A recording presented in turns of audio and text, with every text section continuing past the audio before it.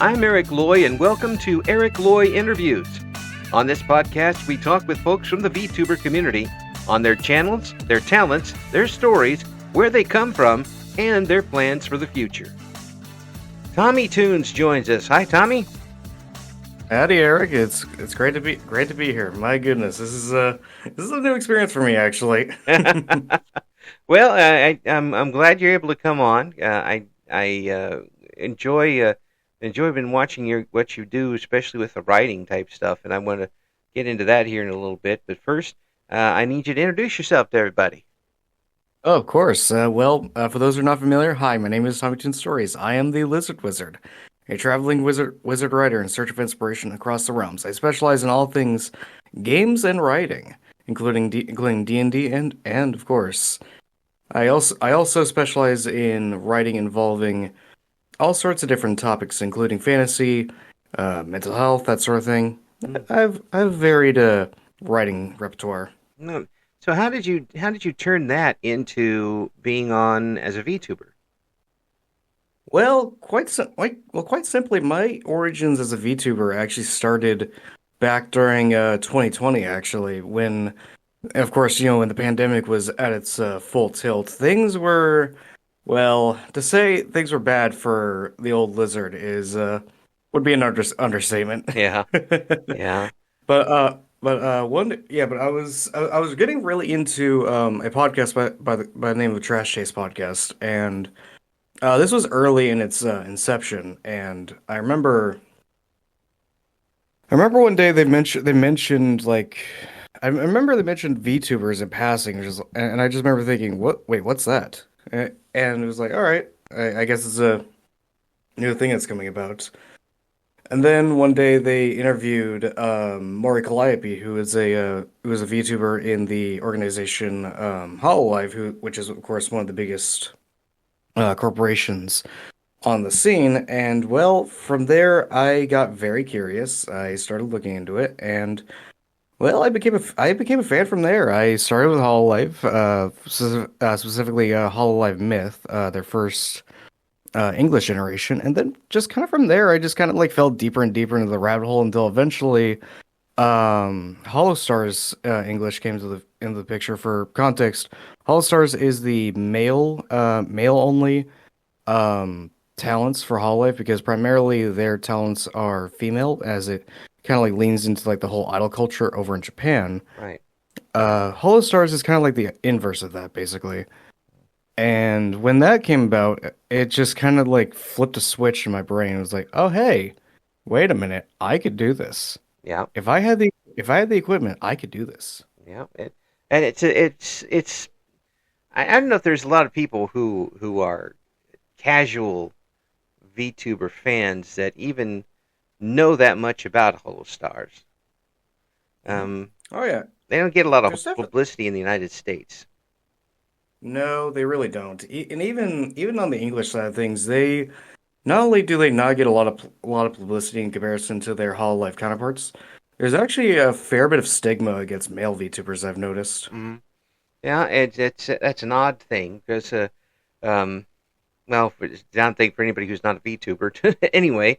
But it's an odd thing because of I think a lot of the fans that are the more lack of a better term, rabid, seem to be male fans. So you think there'd be that bit of camaraderie. It's like, oh hell yeah, my fellow bros, yeah, let's go. But no, it's the total opposite. And even with female fans, there's with some female fans, I should specify, there's a lot of hostility towards male VTubers, and even my fellow VTuber peers, can be very hostile as well. And it's all kind of based upon this person wronged me, so every other man is terrible. It's like, no, that's you're basing your opinion off of something that happened to you specifically. Yeah. And sure, it was shitty, but sorry, I didn't mean to curse there. No, don't worry. No, we're 18 plus. Don't worry about that. But really, you've got a situation there where where one bad apple does spoil, and does spoil a lot for everybody else. Hmm. perception-wise. And unfortunately, when we hear about male VTubers screwing up, they really screw up. Oh yeah, they do. It's Oh not my God, it's not contract it's all. negotiations. It's really terrible things. Oh yeah, no. Whenever I hear about like a male VTuber being a total creepo, my immediate thought is, oh God, that's gonna fall out so hard against us. But then immediately followed up with, okay, Tommytoon, you need to focus on what's important. Who got affected and what exactly happened, and what do I do to avoid that? And it always comes down to don't be a creep. Yeah, Like, and a lot of things in life will boil down to that, but a lot of people don't get the Mhm. message for that either. Oh yeah. Yeah. Some people just, for some reason, think that just because they're on the internet means they can get away with this the kind of thing they would do by themselves in their deep dark caves. It's like, no, that's not how it works, buddy. No, it doesn't. No, it doesn't. Thankfully, um, with the writing aspect of what you're doing, I've read what you got online a little bit. Um, Oh, so, how long have you been an author? so technically speaking, I've been a writer. I've been writing since I was 8 years old, Hmm. but I would say I've been a author, air quotes, for about 3 to 4-ish years now. Because when I say air quote, I mean the way that I'm not traditionally published. I'm published on a platform called VoiceMe, Hmm. And and we'll have the that's links to that coming up in the description for the interview. By the way, oh, of course I'll send you the link. already got them. Oh hell yeah! Yeah, we But move quick. well, I appreciate that, Yeah. and actually that's actually a good segue for me to talk about some of my stories because of course you'd seen my posts about my current project, which is the Primeval Hunt, which Right. that's actually me returning to an old project of mine actually. Hmm. The project is, to summarize, it's basically it's a story about about a hunter and a group of other hunters going into this artificial lost world created by this philanthropist by the name of Terry Collins. Hmm. And the whole idea is that he conquered extinction and using that technology brought back prehistoric animals and placed them on these three different islands to basically determine the ultimate apex predator, whether it is humans Hmm. or the beasts of the past. Oh, okay. Yeah, it's I absolutely envy you doing this. Oh, Yeah, well, I mean, I when I try to explain things, it comes out vocally, and you've been a lot of frustrated writers look at people who actually put the words on, whether it's the screen or whether it's a piece of paper. I'm like, how do you do that? I just got things bouncing around in my head. I can't get it out to the paper. Is that something that was yeah. easy for you when you were younger? No, not really, actually, because even now I still have trouble with just ideas around in my head and just not going anywhere. Hmm. But you, And then sometimes I'll just write something and like, oh hey, you know what? I don't like this. Delete. yeah. Oh, now that would be maddening to me. Right? Oh, Like, it is. Trust me. so when you decided to do this sort of thing, I mean, people write in journals, people write in in for private side stuff all the time. Now you're writing to show other people. Is that easy for you, or is there still a mountain to get over? Oh no, it is not easy, and it's never gotten easy. In these 3 years I've written, I have made so many mistakes. Like especially the last 3 years, I've made so many mistakes, and I still kick myself because of it. Uh, the so um, does that make you a little gun shy sometimes about putting your stuff on online for people to see? Oh yeah, very Oh. much so. Mhm. And honestly, if it wasn't for the fact that I had gotten so lucky with my start as a VTuber, I don't know if I would have been as willing to start as I did. Mm. So how do you say you got lucky as you started as a VTuber? How so?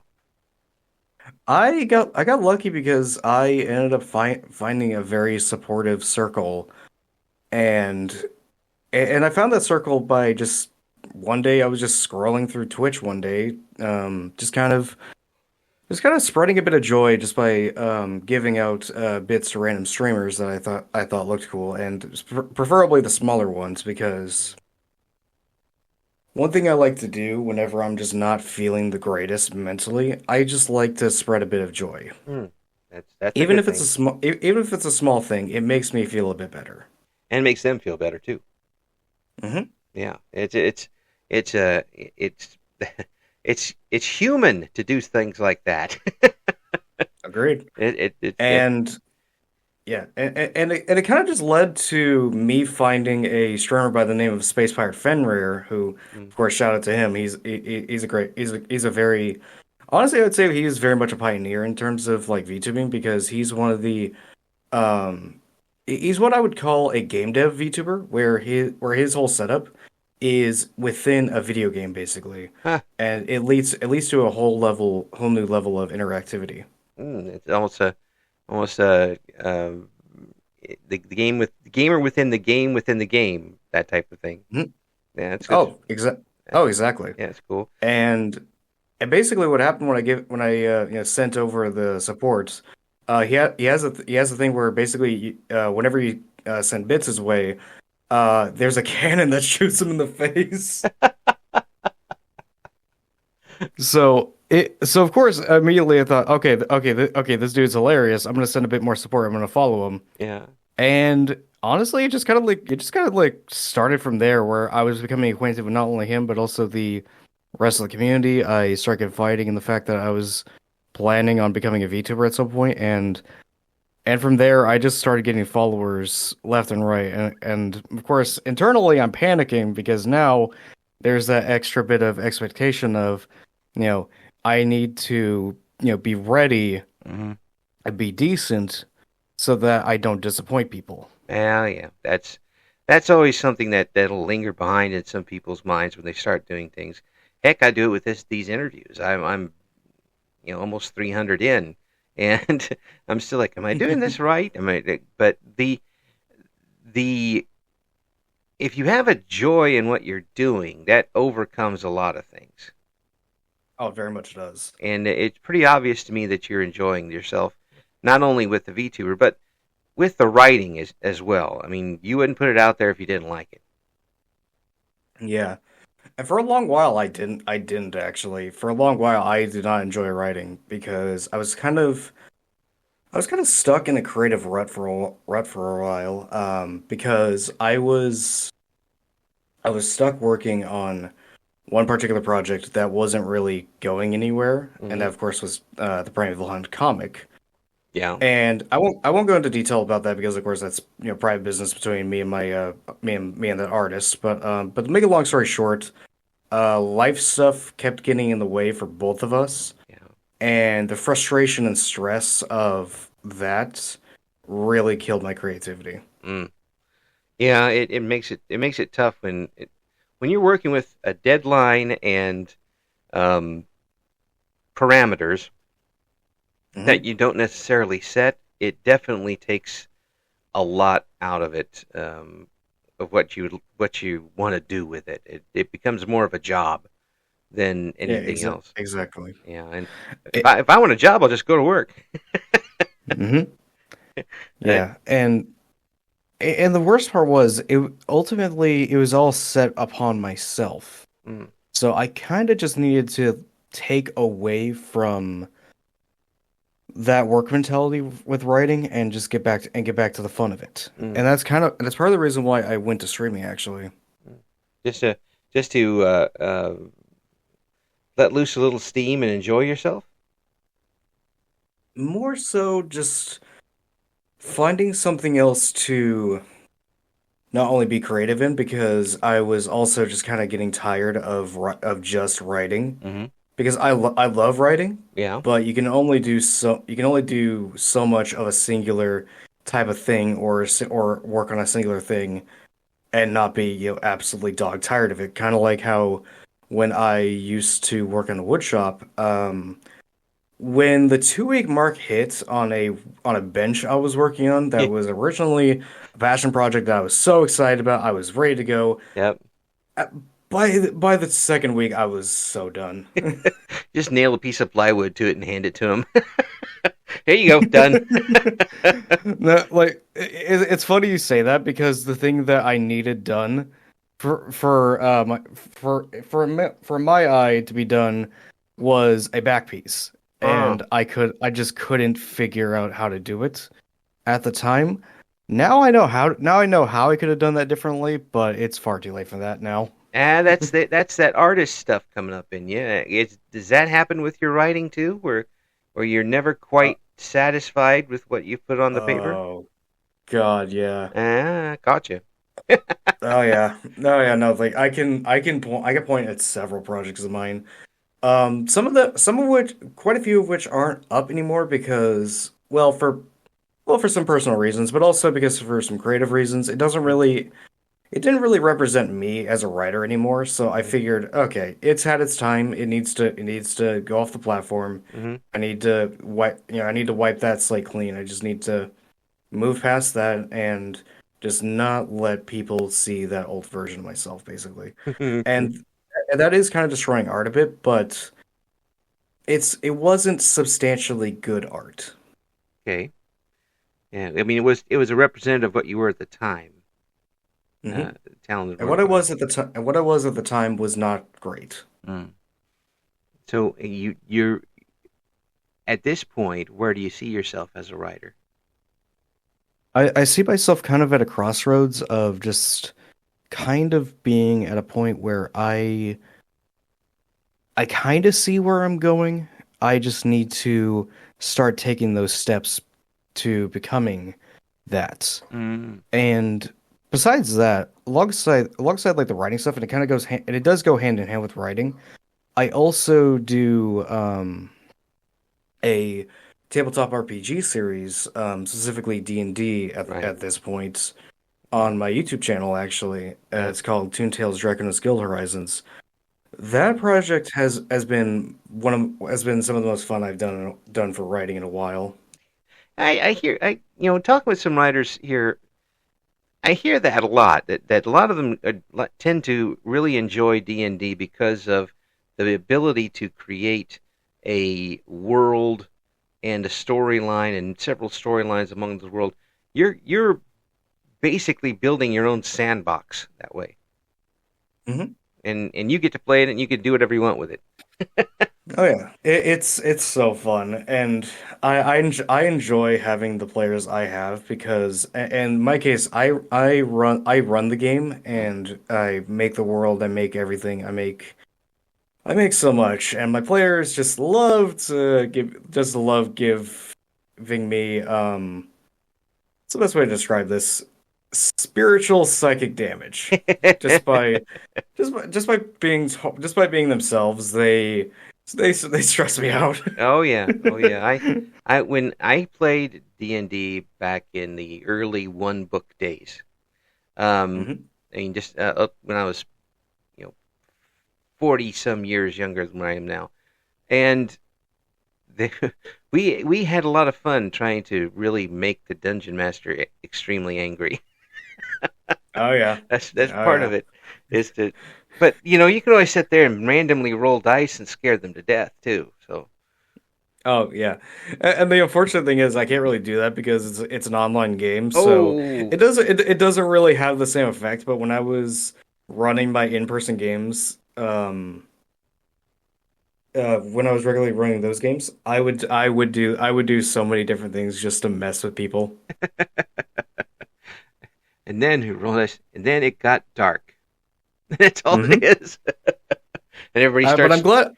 glad, but I'm glad to hear that the time-honored tradition of driving the DM crazy is one that that was enjoyed by the OGs. I'm Oh yeah. happy to hear that. Oh yes, a lot of people who played a lot more than I did back then were experts at it. We just, but it really it shows a lot about that particular game, how it's evolved over the years, and people are enjoying it again more and more, and it's Hmm. transitioning to the internet pretty darn well.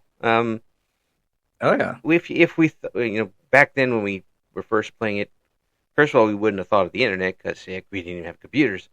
But the thought of it being able to be transferred over not only as a full game but as a bigger game, interactive with people from the other side of the planet, is pretty amazing. Oh yeah. And one of my favorite stories, I don't remember the exact details. I'm pretty sure the dude's name is Robert Wardoff. I would recommend looking at the story if you've never heard of this. Okay. It's the longest running D&D game ever. And I'm not exaggerating when I say it's been going for decades. Same campaign. Oh my God. That, Hmm. that would be amazing and frustrating at the same time. Oh yeah.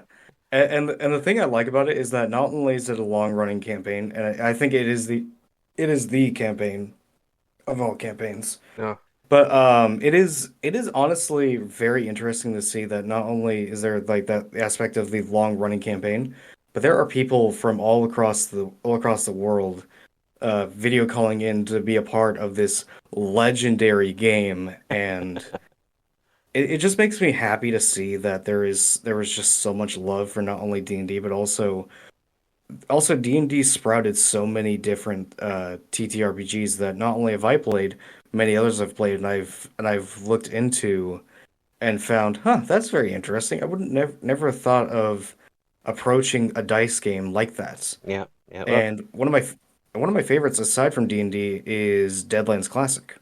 okay. I don't I'm know not sure about if you've that one. heard. That one I don't know about. Well, best way to explain it, basically imagine a traditional spaghetti western. Mm. And then throw in supernatural gothic horror, and then throw in steampunk, throw in martial arts, throw in eldritch horror, and then mix it all together in a alternate history where the Civil War didn't quite go so well. California gets destroyed by a giant earthquake.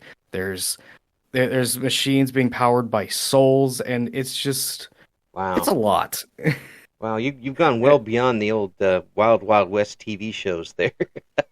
Exactly, and Yeah. and that's part of the reason why I love it so much because there's so much stuff you can do with that. Yeah. Well, to be fair now, you're a writer, so you probably tend to see things with a wider lens than a lot of people. Hmm. So when you start one of these games, when you start a game online or tabletop, whatever, do you look at it as someone who wants to enjoy the game, or do you look at it as a writer? I used to look at it from purely from the perspective of someone who is a writer who wants to tell a story. Hmm. I've kind of adopted a middle ground approach Hmm. to things where there is definitely a narrative, but I want to make sure that everybody's having fun. Yeah, yeah, yeah, and that's great because in the old days when we actually went out to movies, instead of sitting home and watching them, we get things like reviews by people who were super big on movies, and they say, "Oh, this movie is terrible. It has terrible writing." I'm not watching it for that. I'm watching it for things to blow up. Hmm. Transformers Yeah. 2, things blew up. I like that. I'm Hmm. not watching for Yeah. Shakespeare. So, I Yeah, mean, that isn't a s- yeah, go ahead. yeah, that isn't a s- yeah. Oh, sorry. Oh, no, go ahead. I was gonna say like sure like I do enjoy that sort of thing as well. But that isn't to say I don't actively seek out like really good stories as well. Oh, sure. And and even within that middle ground approach, even within Toon Tales, I actually made one of my players cry because of the death of one of the NPCs No, that they'd met from the beginning, yeah. and the big bad of that story arc killed him, and it was one of those things. It just really showed like not only the power of the game, but also just the power of the story as well. And that really was one of my favorite moments so far. I could hear it in your voice. That was one of my favorite moments. All you need was the Ah, evil. You see the evil laugh after that. I, Well, I mean, I do have a rep. I mean, I have a bit of an amateur voice work skill. Like, I'll give you an example. I am the one that will watch you when you die. that's good stuff. I mean, you've got a natural instrument there.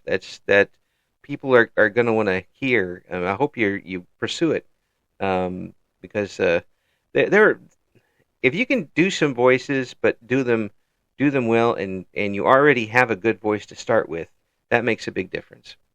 And Oh yet yeah. another thing I'm jealous of you for. So, for, Ah, what? What do you mean, Eric? for You got a good voice. I've been listening to your podcast, all yeah, right? I appreciate that, but I can't do voices more than once. I mean, If you can do one particular voice really well, then that can set you up. Even if it's just your natural voice, yeah, that will set you up for great things. yeah. Well, I mean, I mean, if you look at Futurama, for example, the voice of Fry, that's just the voice actor's natural voice, and it's iconic. yeah, that's true. And of course, there's some people use the same voice for different things, and you don't even realize it until they play it side by side, which Oh is yeah, which is pretty funny. Now, yeah. with the channel, what are your goals with the VTuber channel? With VTubing, have you got something you want to do? I mean, obviously you're doing well with it, with what you got now, but have you got any other goals? Honestly, besides like growing the channel, because of course, I mean that's an obvious goal. Hmm. I actually would love to get into song covers actually. I would love to get into singing. I would love to be able to basically just kind of like expand my reach even further Mm, because my ultimate goal as not only as a writer but also just a creator in general is to inspire people. yeah, yeah, that's cool. And it seems to me like you're not afraid to put yourself out there with these things. At least, if not afraid, at least you can put that aside. Um, Eric, I will be honest. I am probably the most scared person you've had on your podcast in terms of just getting myself out there. really, because I yeah it seems yeah the things that you're oh yeah doing belie that. oh yeah no I'm a very scared person. Mm. I mean to give you an idea of how like fearful I used to be. I was afraid of frogs at one point. Well, I mean, Goddamn frogs. look at them. They're, okay, but in my defense, when I was a little kid, a frog turned a corner from near a restaurant when I was trying to go to the bathroom and scared the daylights out of me because I didn't see it initially and it just started croaking at me. So, Oh, in the I, bathroom. j- no, it wasn't in the bathroom. It was right outside the bathroom. Oh, It was nighttime, oh and no. I remember when I'd seen it, I screamed and I jumped so high I ended up in my dad's arms. That's And for that. context, my dad's 6'6". Yeah. Oh, you had to jump up there then. Oh yeah.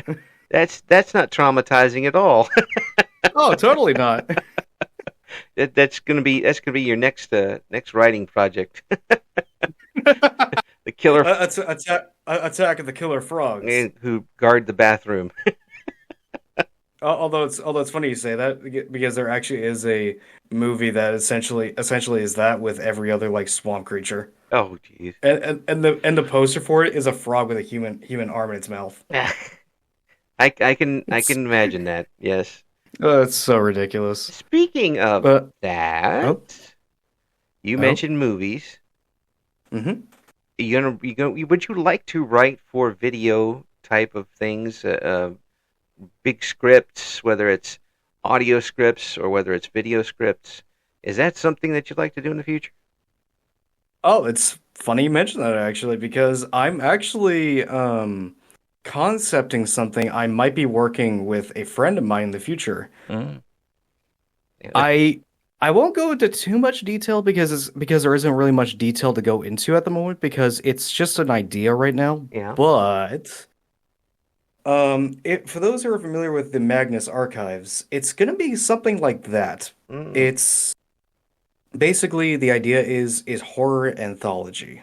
Oh, I love horror so much. I love horror stories. I love horror just as a genre. yeah. Um, and I've dealt with a fair bit of horror like IRL as well. Yee. And when I say horror, I mean I am talking like stuff like ghosts and whatnot. I've had so many paranormal experiences, Oy. and anytime I've talked about it, I always get the same reaction. What? What are you talking about? That's how are you alive? And my answer is always the same. I'm just lucky. Yeah, That's yeah, but the luck usually eventually has a reason behind it. So Mhm. um, you're here to show the folks what you've got talent wise, and obviously you're doing it, and obviously you're enjoying yourself because I don't know if I've heard if talking this time I've heard you not smile while you're doing it. So obviously it's something that you're enjoying. Could this have gone any better for you? The Hmm. VTubing. Could I have gone any better? I honestly can't say that. Like obviously besides technology stuff, I can't really say it could have gone better, at Mm, least starting. yeah. And Because right now to the point, are you further along that you thought you'd be? oh freaking hell, I'm way farther than I ever thought I could get. Because within 2 weeks, I had already hit affiliates and was on the path to hitting 100 followers, and now I'm on the path of hitting 200, which I never thought I'd get this far within a year. Mm, And that just kind of shows like how like low I think of myself usually. yeah. But here you got a chance. Here they're coming back for you. I hope you're realizing that they're not coming back for what you're doing online or even what you put on necessarily as what you're writing. They're coming back for the personality. Yeah, they tend to remind me over and over and over. My community is very supportive, and I love my community very much. They are honestly the best. Mm. Now, And I'm glad for you. I mean, it's obviously you're enjoying yourself, and obviously we need to get you back on again because we have too much more to talk about. So please come back, oh, will of you? course. I Yeah. I'd be happy to come back anytime. Just let me know. I appreciate that, Tommytoons, and we'll have all the links that we've been able to find, even some stuff that Tommy doesn't remember. Will be on the description for this particular video, and check out the writing. We got links to that too in there. So you need to find out what Tommy's got going on. Thank you for coming on, and we will get you back on very soon. Of course, of course. I'm happy to be here, and thank you for the opportunity. Thank you for listening to Eric Loy Interviews. Join us again next time when we talk to another member of the always interesting VTuber community.